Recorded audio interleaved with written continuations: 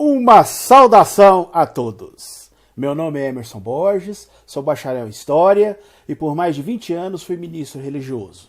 Sou escritor desse livro, a Bíblia sob Escrutínio, e baseado no meu livro, toda semana aqui nesse canal nós analisamos com profundidade uma passagem da Bíblia. O tema que vamos analisar hoje é um Jesus irado. Mas antes de entrar no assunto, não se esqueça de dar um joinha aí no nosso vídeo, estoure esse like aí de joinhas para nós.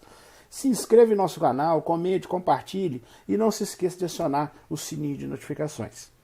E se você desejar adquirir o meu livro, eu vou deixar aqui na descrição desse vídeo os links onde você pode adquiri-lo.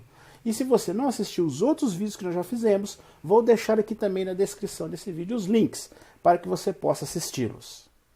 Como já expliquei aqui em alguns vídeos anteriores que eu já fiz nessa série, os 4 evangelhos que hoje se encontram nas Bíblias atuais são apenas uma pequena amostra de diversos relatos que existiam, né, nos primeiros 300 anos do cristianismo, relatos biográficos sobre Jesus. E, conforme eu já expliquei também em outros vídeos, a partir do Concílio de Nicéia, que aconteceu em 325, o imperador Constantino ele tentou nesse concílio fazer uma crença única, né, e por motivos políticos e de interesses da época, né, ele foi escolhendo, né, alguns livros que se harmonizavam melhor com os interesses dos detentores do poder na época. E com o apoio do Império Romano, esses livros foram sendo copiados, porque tinha dinheiro, tinha recursos, tinha escribas. E os demais, né, as centenas de outros relatos sobre a vida de Jesus foram deixando no esquecimento. Mas graças à arqueologia, hoje a gente tem descoberto vários desses relatos aí escondidos, enterrados, que se preservaram com o tempo.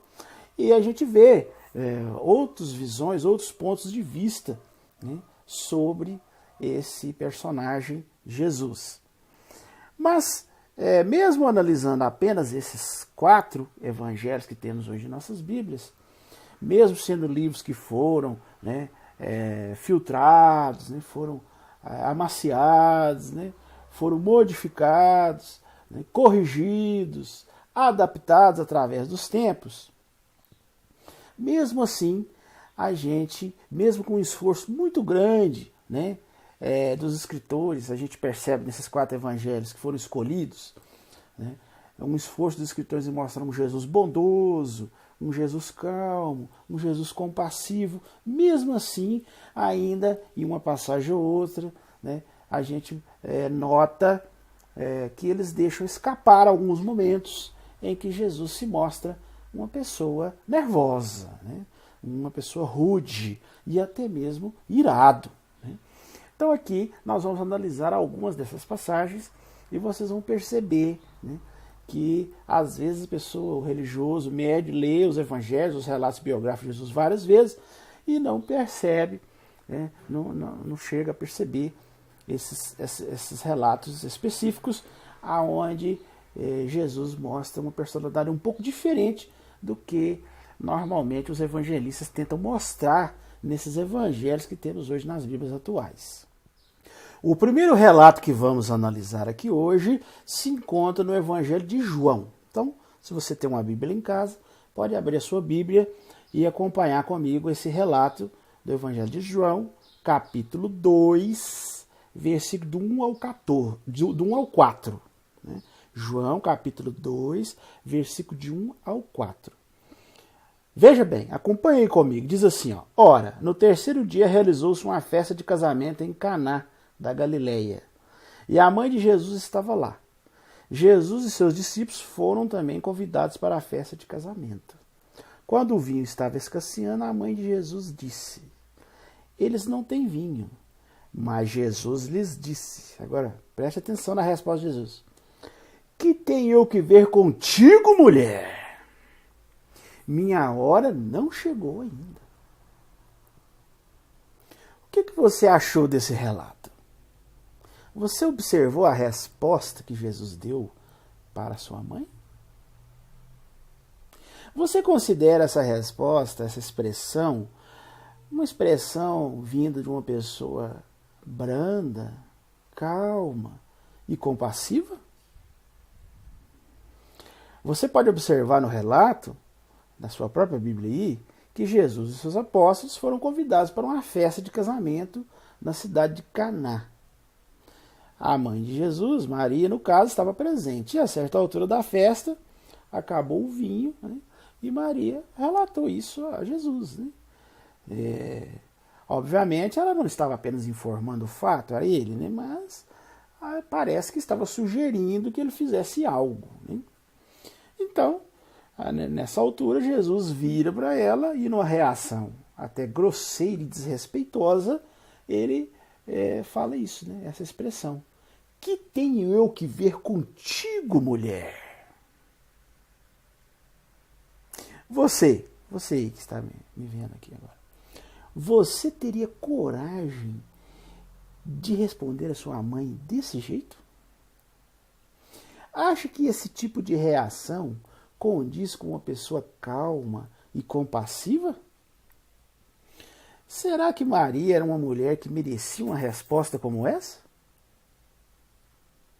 Então, esse relato mostra um momento ali que Jesus ele perde a calma, né? Perde a sua mansidão e age de maneira rude, grosseira, intempestiva, dando uma resposta à sua mãe, uma resposta muito mal educada, né? Virar para a mãe e falar assim: o que eu tenho a ver contigo, mulher?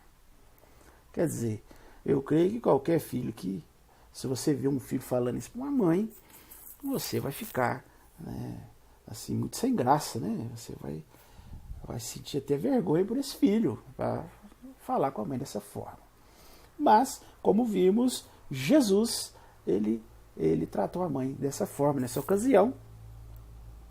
E esse é um dos exemplos de um Jesus irado, né? Um Jesus nervoso, rude, né? Um Jesus diferente do que normalmente as pessoas tentam mostrar, né? Através dos evangelhos. Um outro relato bíblico que mostra novamente um Jesus irado, descontrolado, nervoso, está registrado no Evangelho de Mateus, capítulo 15, versículo 22 a 28. Então você pode pegar a sua Bíblia aí e conferir na sua própria Bíblia. Mateus, capítulo 15, versículo 22 a 28. É um trecho um pouco extenso, então você pode ler aí e eu vou dar uma explicação pormenorizada sobre essa passagem. Você vai observar na leitura que você vai fazer aí que Jesus estava numa de suas viagens, né? E ele passa por duas cidades chamadas Tiro e Sidom, que são cidades fora da região dos judeus. Ali, uma mulher fenícia, né, da localidade, ela implora que Jesus cure sua filha endemoniada. Ela estava com a filha endemoniada e provavelmente estava desesperada, né? Imagine a situação dessa mulher diante da situação da sua filha. Então, em profunda aflição, a mulher implora a Jesus, né? Ela fala: tem misericórdia de mim. Mas Jesus, primeiro, ignora a mulher, né? Porque o relato diz que ele não lhe respondeu nenhuma palavra. Então, Jesus ele ignora totalmente essa mulher desesperada. Mas os discípulos ficaram até sem graça com essa reação de Jesus, né? Falaram assim: gente, uma mulher desesperada, implorando, e o mestre que nem bola dá, né? Ignora por completo a mulher. Então, os discípulos intercedem. Olha bem, né? Os discípulos começam a solicitar que ele fizesse algo. Mas Jesus vira para os discípulos e responde de maneira fria. Ele diz assim: não fui enviado a ninguém, senão as ovelhas perdidas da casa de Israel. Olha só, né? Então aí ele demonstra um preconceito muito comum entre os judeus da época.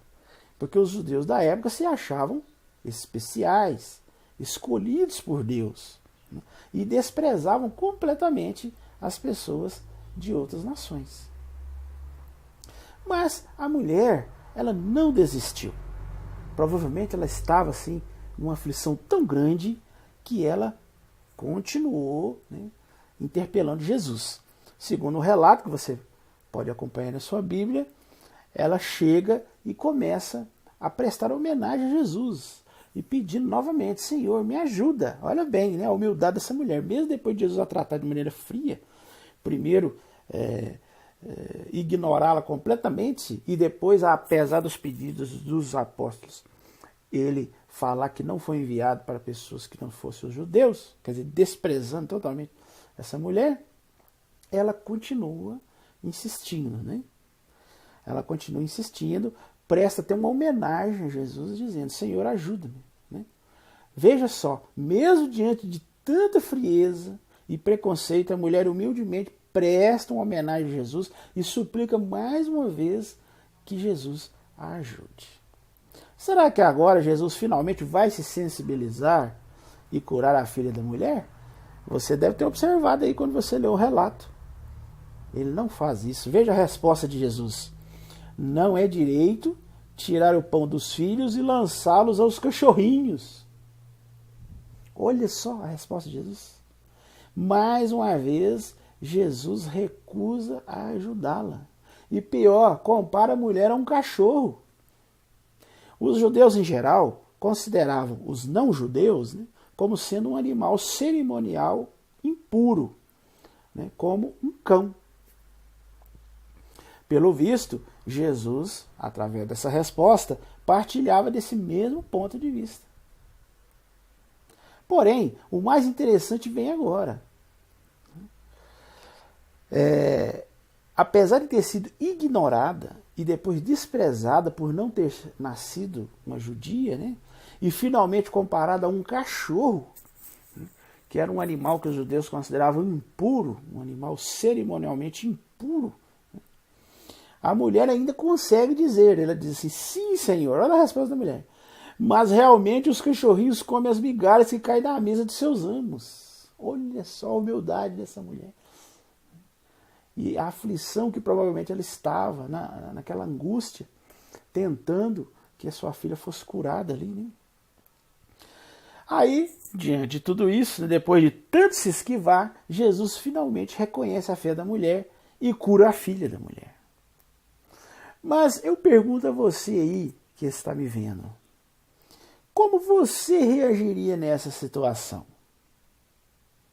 Será que você ia ignorar essa mulher tantas vezes, assim como Jesus fez, até a humilhando, né, chamando ela de cachorro? O que você achou dessa reação de Jesus?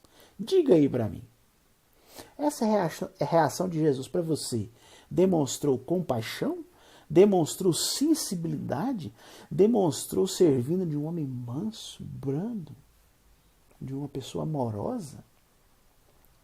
Ou para você foi uma reação fria? Uma reação preconceituosa?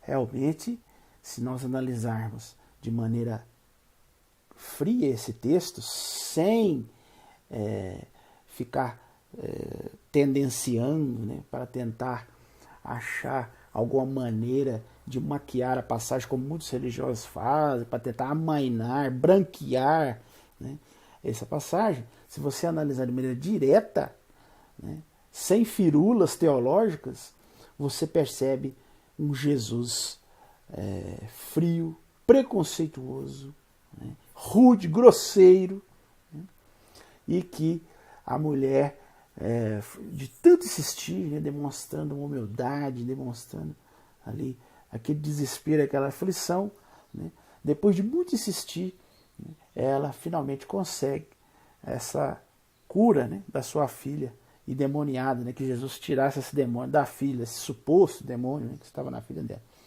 Então, mais um relato, né, que mostra um Jesus irado, um Jesus rude, grosseiro, descontrolado, preconceituoso, frio, sem compaixão. E diferente do que a maioria dos cristãos, das pessoas que leem a Bíblia, né, imaginam esse personagem Jesus. Um outro relato bíblico que também mostra um Jesus irado está registrado em Marcos, capítulo 9, versículo 14 ao 24. Então você pode ler aí na sua Bíblia, em sua casa, o relato, visto ser um relato extenso, eu vou comentá-lo aqui como eu fiz com o anterior. Você leia aí, né, o relato na íntegra e eu vou comentando aqui para vocês.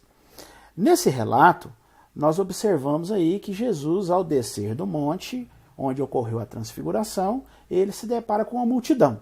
Tem uma multidão ali, né, os discípulos ali no meio, tem um homem, né, nessa multidão que está desesperado ali. O filho desse homem, ele está supostamente possuído por um demônio. E ele chega para Jesus, esse homem explica para Jesus que os discípulos tentaram expulsar o demônio, mas não conseguiram. Aí, veja na sua própria Bíblia qual foi a reação de Jesus depois de constatar o fracasso dos discípulos. Veja o que ele diz e perceba que ele realmente estava nervoso, está virado. Veja a reação dele. Ele diz assim, ó geração sem fé, até quando terei de continuar convosco? Até quando terei de suportar-vos? Olha só. Você notou aí, quando você leu aí na sua Bíblia, a reação de Jesus? Olha o que Jesus disse, né? Até quando terei de suportar-vos? Quer dizer, é uma expressão que indica que Jesus não estava suportando mais aquelas pessoas. Né? Ele tinha um desprezo muito grande por aquelas pessoas, inclusive pelos discípulos, né? Ficou nervoso pelos discípulos não ter conseguido expulsar o demônio daquele jovem. Né? Então a gente nota aí um Jesus insensível. Né? Aí, se você continuar no relato, lá diz que ele pede para trazer o menino e imediatamente o menino entra em convulsão ali, né? Na frente de Jesus. Aí o homem explica a situação a Jesus, né? E depois implora para Jesus. Ele diz assim, se puderes, tem pena de nós e ajuda-nos. Olha a situação desesperada desse pai. Se coloque no lugar desse pai. Se você fosse esse homem e o seu filho estivesse passando por essa situação difícil, nessa situação horrível, né? Veja bem, como você se sentiria ao chegar num suposto mestre, que a maioria falando que era um mestre bondoso, amoroso, né, compassivo, e ele vira para você e para todas as pessoas ali em volta e fala que não estava suportando mais essas pessoas. Fica nervoso, agressivo, né? E ainda vira e fala, por quanto tempo eu vou ter que suportar vocês? Realmente é uma reação que, se nós estivéssemos no lugar desse homem, com certeza ficaríamos assustados. Mas esse pai desse jovem estava tão desesperado, era uma pessoa tão humilde, que ainda implora Jesus, mesmo depois dessa reação de Jesus. Né? E aí, você viu qual foi a reação de Jesus a esse pedido do pai do jovem? Jesus responde dessa forma, olha bem. Se puderes, ora, todas as coisas podem suceder aos que têm fé. Porque o homem pergunta, né? Humildemente, se puderes, tem pena de nós e ajuda. Aí Jesus, se puderes, quer dizer, né, Jesus desprezando o homem totalmente, falando assim, se puderes, né? Quer dizer, Jesus encarou a pergunta do homem, que estava desesperado, como se o homem estivesse duvidando dele. Se puderes, todas as coisas eu posso. Quer dizer, aqueles que têm fé, tu pode. Quer dizer, ainda fala que o homem não tinha fé, né? Ainda começa a falar que aquelas pessoas ali não tinham fé, né? Ele fala no começo, né? Até quando, ó geração sem fé, terei de continuar convosco? Então, se coloque no lugar desse homem.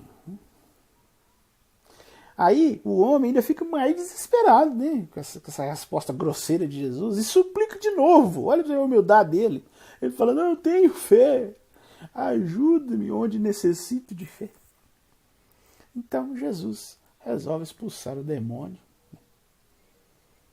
Depois de tudo isso, depois dessa novela toda, ele resolve expulsar o demônio. Se você estivesse ali observando esse acontecimento, que conclusão você tiraria da reação de Jesus? Para você, foi uma reação calma, branda, compassiva? Ou você acha que Jesus foi uma pessoa rude, grosseira, nervosa? Veja bem, né?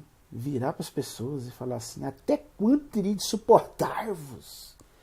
Olha bem a resposta quando Jesus fala para eles. E depois o homem pergunta: se puderes, cure meu filho. Ele fala assim: se puderes, quer dizer, tudo pode para aqueles que têm fé. Porque ele já tinha falado antes que aquelas pessoas não tinham fé nenhuma, aquelas pessoas. E ele, finalmente, depois do homem continuar implorando: não, eu tenho fé, me ajude, pelo amor de Deus. Aí Jesus finalmente expulsa o suposto demônio do jovem. Então, nós observamos aí mais um relato claro aonde Jesus, né, age de maneira nervosa, de maneira rude, né? Ele foi uma pessoa que agiu de maneira irritada, né? E não demonstrou brandura, não demonstrou calma, pelo contrário, né? Ele demonstra ali que ele já não está suportando mais aquelas pessoas, que ele já não está aguentando ficar com elas, né? E por isso agiu de maneira grosseira, como você pode perceber aí nesse relato. Uma outra passagem bíblica que mostra claramente um Jesus irado, descontrolado, né? Um Jesus nervoso, são aquelas passagens onde Jesus, dentro do templo, lá em Jerusalém, ele expulsa dali os cambistas, né? E ele chega lá com cordas e começa a chicotear e começa a derrubar a mesa, jogar a mesa para cima, e fez um maior escarcéu ali dentro do templo, porque supostamente, segundo ele, os cambistas ali estavam explorando as pessoas que vinham, né, cobrando impostos muito altos dessas pessoas. Mas nós vamos analisar profundamente esses relatos e vamos perceber que essa reação de Jesus, ela foi uma reação realmente descontrolada. Não era necessário ele agir dessa forma, né? Antes de mais nada, para entendermos a situação por um ângulo maior, algumas ressalvas aí se fazem necessárias. Primeiro, se você observar em Mateus 17, 24, no tempo de Jesus, o imposto anual, ali que era cobrado no templo, era de 2 dracmas. Você pode ver em Mateus 17, 24, fala claramente que eram 2 dracmas. Uma vez que judeus de terras muito espalhadas, né, vinham a Jerusalém para celebrar a Páscoa e pagavam esse imposto na ocasião, que era a lei ali, tinha que pagar esse imposto, talvez fosse necessário o serviço dos cambistas, né, o serviço dos cambistas, porque ali eles trocavam moedas estrangeiras em um dinheiro aceitável para o pagamento do imposto do templo, né? Esse dinheiro ali era usado para comprar os animais sacrificiais e outros itens necessários, né? De acordo com a Mixena, se você olhar em Shecalim 1,3, no dia 15 de Adar, ou cerca de um mês antes da Páscoa, os cambistas montavam seus negócios nas províncias. Mas no dia 25 de Adar, quer dizer, 10 dias depois, quando os judeus e os prosélitos de muitas outras terras começavam a chegar a Jerusalém, os cambistas se estabeleciam na área do templo. Eles entravam ali dentro, né?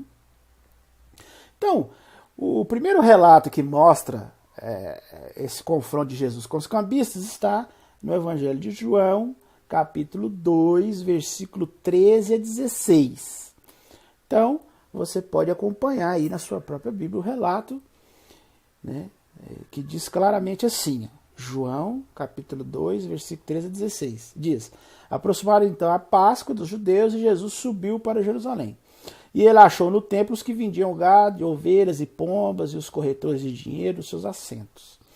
Assim, depois de fazer um chicote de cordas, expulsou do templo a todos com as ovelhas e gado, e derramou as moedas dos cambistas, e derrubou suas mesas, e ele disse aos que vendiam as pombas: tirai essas coisas daqui, parai de fazer da casa de meu pai uma casa de comércio.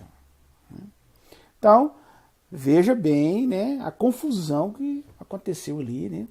Jesus chega, como você pode notar na sua própria Bíblia, fazer um chicote, quer dizer, que ele estava realmente enfurecido, né?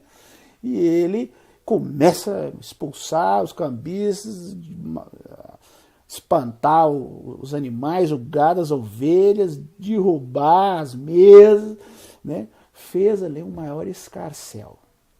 As pessoas ali, com certeza, ficaram sem entender aquela ação descontrolada de Jesus, né?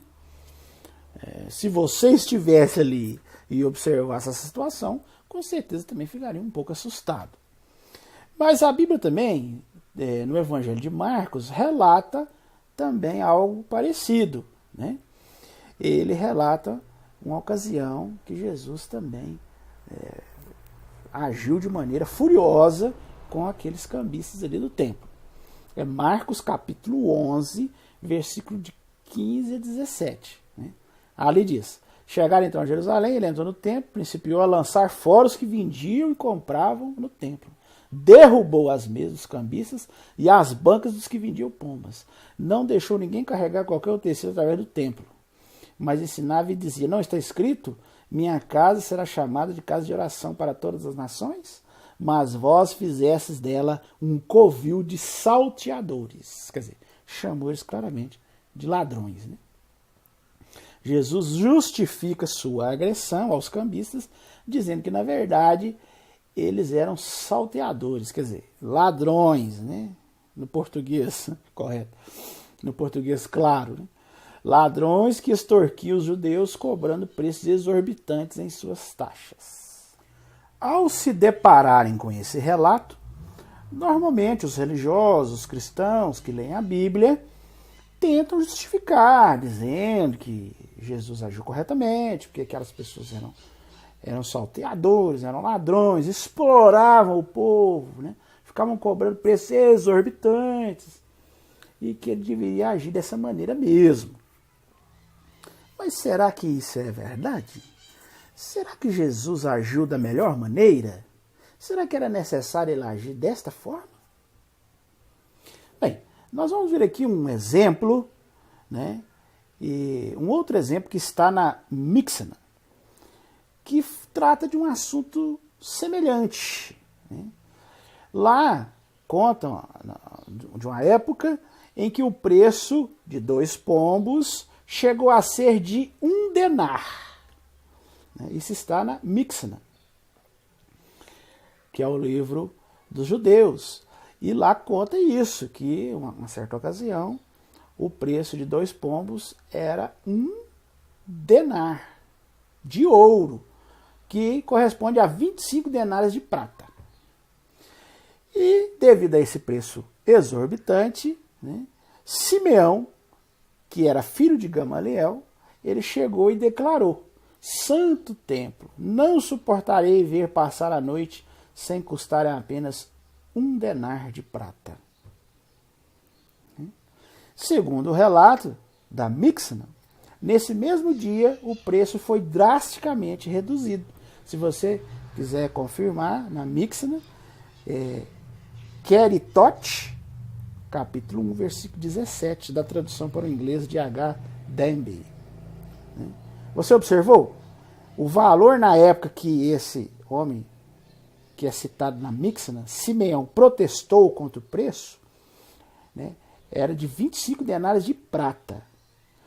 Esse valor era bem maior do que quando Jesus agrediu os cambistas, porque segundo a Bíblia era 2 dracmas de prata.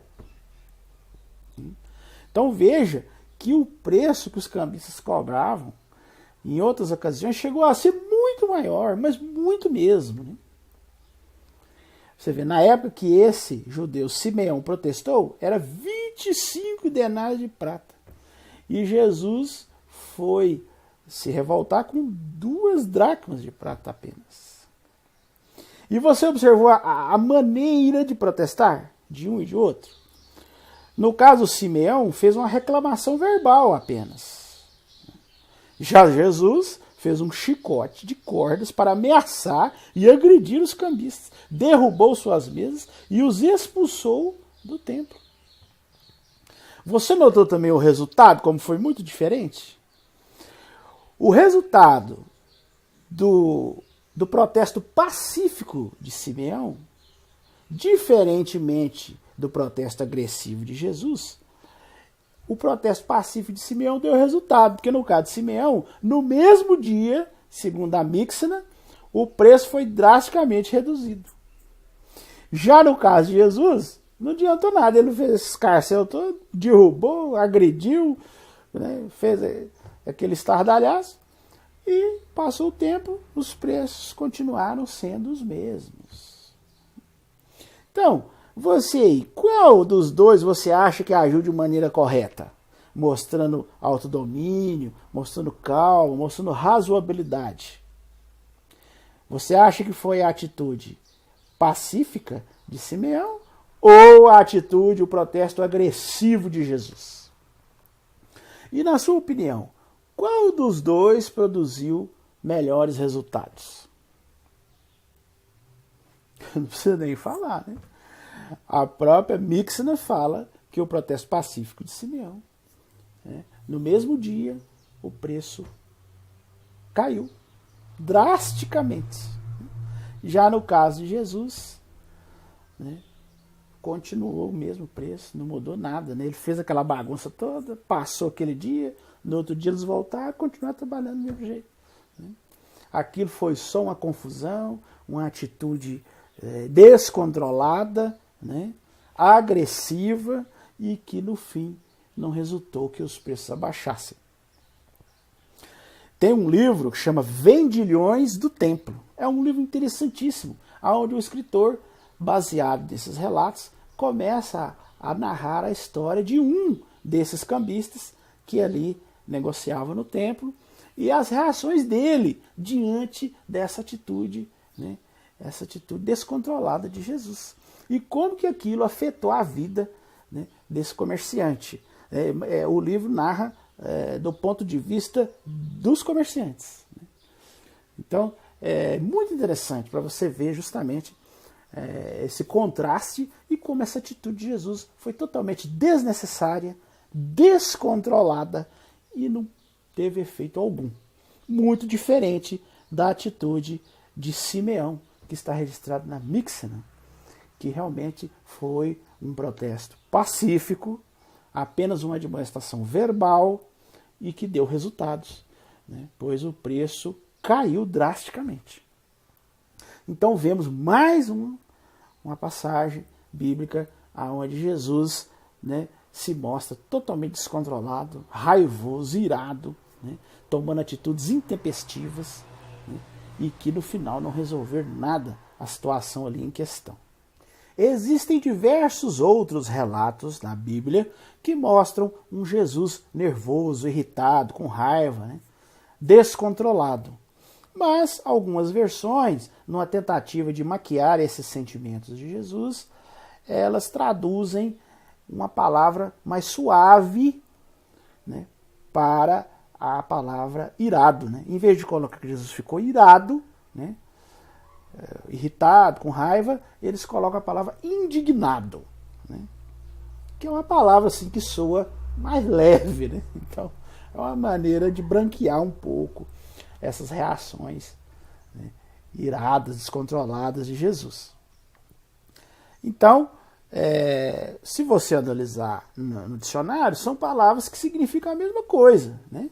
Mas indignação parece que tem um impacto assim menor. Então, tem vários textos assim, que ao invés de traduzir a palavra grega correta, né, colocar ali ira, raiva, irritação, eles põem indignação. Aí Jesus ficou indignado, para soar mais suave do que Jesus, colocar que Jesus ficou irritado, né? Ficou com raiva, né? Há vários exemplos assim. Nós podemos ver, por exemplo, Marcos 3,5, quando Jesus olha com raiva para as pessoas da sinagoga. Se você olhar, né, nos manuscritos em grego, é usado uma palavra que denota a expressão raiva mesmo, né, das pessoas na sinagoga que esperavam ver ele curar um homem que estava com a mão seca, né? Mas a maioria das traduções em português, em vez de colocar irado ou raivoso, colocou indignado, né? Você pode olhar lá, Marcos 3,5. Provavelmente na sua versão da Bíblia, se você ler aí na sua casa, você vai encontrar assim, ó. E depois de olhar para eles ao redor com indignação, estando profundamente contristado, com a acessibilidade de seus corações, ele cura o homem, né? Então, eles puseram indignação, né? Sendo que a tradução exata seria irritação, com raiva, com ira, né? Marcos 10, 13 e 14 também mostra Jesus irritado, porque seus discípulos não estavam permitindo que as pessoas trouxessem seus filhos para que ele as abençoasse. Então, nos manuscritos gregos, né, a palavra correta seria irritado, mas provavelmente na sua versão que você tem de sua casa, de Marcos 10, 13 e 14, lá vai falar assim: vendo isso, Jesus ficou indignado. Eles não colocam a palavra irritado ou com raiva, né? E se formos analisar aqui, eu posso citar vários relatos que os tradutores resolveram dar uma branqueada na situação para não mostrar um Jesus muito irritado, né? Muito raivoso, né? Então eles trocam, usam palavras mais suaves, como eu citei esses dois exemplos. A maioria dos religiosos, quando são contestados por esses relatos, elas tentam justificar, né? Ah, mas não tem problema, né? O que tem Jesus uma vez ou outra ficar irritado, ficar nervoso, ficar descontrolado, às vezes até grosseiro, rude, agressivo? O que tem, né?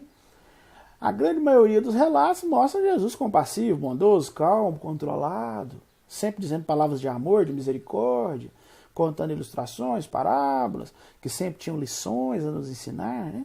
Então, eles tentam justificar os religiosos dessa forma.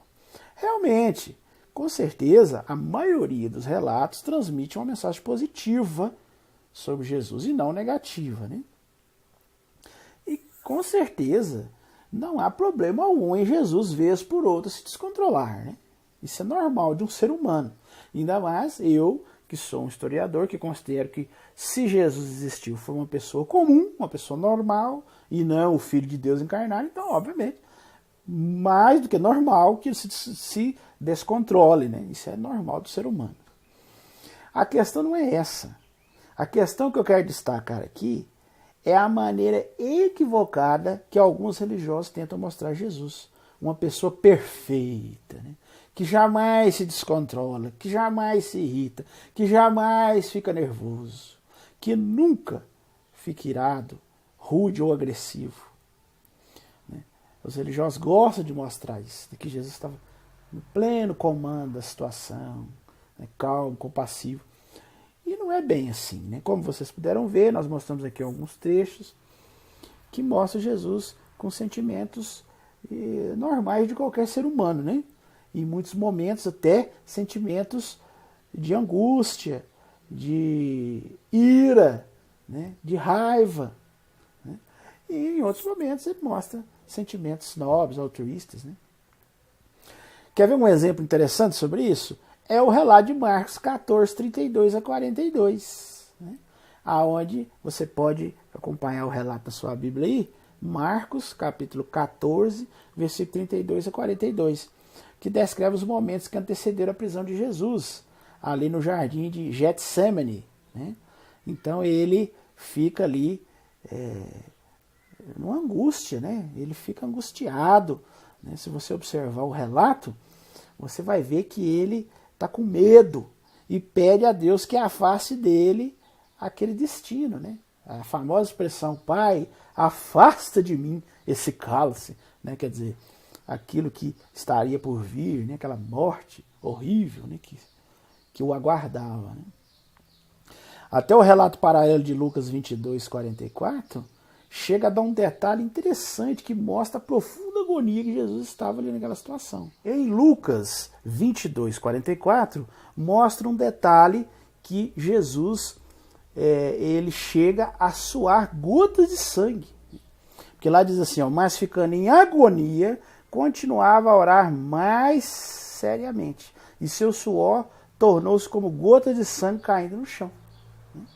Então, esse relato paralelo de Lucas, que conta a mesma história lá de Marcos, no jardim, a angústia de Jesus no jardim, ele mostra claramente que Jesus ficou tão angustiado que ele chegou a suar gotas de sangue, de tamanha angústia, tamanho desespero que ele estava. Os relatos aí não deixam dúvidas. Jesus estava realmente com muito medo, ele estava desesperado, querendo fugir daquela sina, querendo fugir do que o aguardava ali, aquela morte horrível. Então, é mais um relato que mostra como Jesus era uma pessoa, um ser humano, como qualquer outro, um ser humano que fica angustiado, fica nervoso, e como eu mostrei outros exemplos aqui, fica com raiva, fica agressivo, às vezes responde às pessoas de maneira rude, às vezes responde às pessoas de maneira grosseira, e isso é totalmente normal para um ser humano, um ser humano como eu, como você. Agora, o problema é que os religiosos querem passar um Jesus, a própria encarnação de Deus, um ser divino. Então eles tentam de todas as formas esconder essas passagens e tentar mostrar um Jesus perfeito, um Jesus que não erra de forma alguma, que não se descontrola, que não fica nervoso, que não fica angustiado, que não fica com medo. Então, essa maneira de encarar Jesus, da parte de muitos religiosos, é uma maneira totalmente equivocada, e que passa uma impressão totalmente errada de Jesus. Mas aí entra aquelas questões das religiões, ensinar que Jesus era o próprio Deus, todo-poderoso, encarnado, e que ele não poderia ficar tão desesperado assim, Então, porque senão fica uma situação muito contraditória, Se Deus era o próprio, se Jesus era o próprio Deus encarnado, por que ficar tão desesperado assim? Para quem, afinal, ele orava com tanto fervor, igual nós vimos esses relatos aí de Jesus lá no jardim de Getsemane, orar com tanta angústia, que chegou a suar gotas de sangue, do tamanho medo que ele estava ali diante daquela situação. Então, os religiosos mesmo vão se contradizendo, as suas crenças vão criando contradições ainda maiores. Quem, afinal, ressuscitou Jesus dos mortos, se Jesus fosse o próprio Deus encarnado? Será que todos esses acontecimentos foram uma encenação teatral feita por Deus? Ele fingiu que estava morto, mas no fim não estava morto? Se for assim, então Deus realmente é um excelente ator, e todos nós fomos enganados. Será que é assim que você pensa? Ou você acha que a doutrina da Santíssima Trindade esclarece satisfatoriamente esta questão? Porque várias religiões criaram essa doutrina para tentar remendar essas contradições gritantes que a gente vê na Bíblia. Não, mas ali o Pai, o Filho e o Espírito Santo são um só, são três, mas ao mesmo tempo um. E as pessoas, a maioria das pessoas não entende nada. Eles tentam explicar essas contradições enormes com explicações complicadíssimas, explicações totalmente sem fundamento, mas que a maioria dos religiosos aceitam. Isso é um mistério, isso aí é difícil de entender, Deus é uma pessoa difícil da gente entender, a complexidade de Deus, e ficam se apegando nisso aí. Agora, independente se você acha que a doutrina da Trindade consegue resolver essas contradições, essas incoerências, independente disso, a questão é que uma coisa é certa: esses debates teológicos sobre a essência ou a natureza de Jesus têm se arrastado por milênios. Milhões de pessoas mataram e morreram por causa disso. E continuam até hoje se matando e se hostilizando por causa de questões semelhantes a esta. Mas isso aí é uma questão que, infelizmente, né, nós temos que lidar com isso. Né? As religiões, com as suas disputas teológicas, né, causaram tantas mortes, tantas guerras, tantas violências, tanta desgraça na humanidade, né, que se a gente for colocar numa balança o que as religiões já fizeram de bem e de mal, né, com certeza as coisas ruins se destacam muito mais, né, tiveram um peso muito maior. Então, eu, como historiador, né, eu deixo bem claro para todas as pessoas que eu sou uma pessoa que eu não tenho religião alguma. Né? Para mim, todas as religiões são manifestações do ser humano, né? São criações humanas. São homens que tentam criar certas teorias, certas teologias e atraem para si ali algumas pessoas que gostam daquela explicação que ele deu e ali ele começa a criar uma religião. Aí, de repente, um ali fica descontente, né? Cria uma outra explicação e cria outro ramo religioso. E assim vai, né? E também, a religião nada mais é também do que um fenômeno cultural, né, de cada país, de cada região. Né? Se você for lá na China, na Índia, a gente já vê outros estilos outro estilo de religião, outra maneira de encarar o divino. Né? Então, eu encaro muitas religiões como manifestações culturais. Né? Cada país tem uma maneira, né? Assim como tem as músicas, o folclore, as histórias, tem também as histórias religiosas. Cada região tem a sua, né? Tem a sua maneira, né, de interpretar o divino. Mas a questão é que aqui no mundo que nós vivemos, na região, né, que nós vivemos aqui, nas Américas, o conceito judaico-cristão é o mais forte, né, pois fomos colonizados por um país muito católico, que é Portugal, e aqui em volta também pela Espanha, que o catolicismo era muito forte, os jesuítas já vieram catequizando tudo, convertendo todo mundo, índio. Então, tudo isso, né, nos levou a ter essa cultura, né, do cristianismo. E as pessoas, infelizmente, né, passaram a ter esse conceito totalmente equivocado sobre esse personagem tão importante que é Jesus, né, mas que, infelizmente, as pessoas encaram de uma maneira totalmente errada, né, e vivem suas vidas baseado nessa crença. Bem, esse era o assunto que nós iríamos analisar hoje. Se você gostou, não esqueça de dar o joinha aí no nosso vídeo. Eu vou falar novamente porque isso é muito importante, né? Quanto mais vocês darem o joinha aí, darem o like, o nosso vídeo vai ter, né, uma visão maior, né? Vai ser mais ampla a divulgação, mais pessoas vão assistir. Né? E isso é muito importante para nós. Né? Você se inscrever também é muito importante, comentar aí, né? Compartilhar com as pessoas e acionar o sininho de notificações. Né? Porque assim que a gente fizer um vídeo novo, toda semana a gente faz, né? Você será notificado. E se você quiser saber mais sobre esses assuntos, tudo que eu falo é baseado no meu livro, A Bíblia sob Escrutínio. Como eu já falei no início do vídeo, eu sempre deixo aqui na descrição do vídeo os links onde você pode adquirir meu livro. Então, se você quiser aprofundar mais, né, os links estão aí para que você possa adquirir meu livro. E se você quiser assistir os outros vídeos, né, que nós já estamos chegando aí a 30 vídeos. Então, esse agora, se não me engano, é o 30º vídeo. Então é muita coisa, nós já explicamos sobre muita coisa. Então eu vou deixar aí os links na descrição para que você possa assistir, se você não assistiu ainda, para que você possa assistir os outros vídeos. Né? No mais, eu desejo uma boa semana a todos e até o nosso próximo vídeo.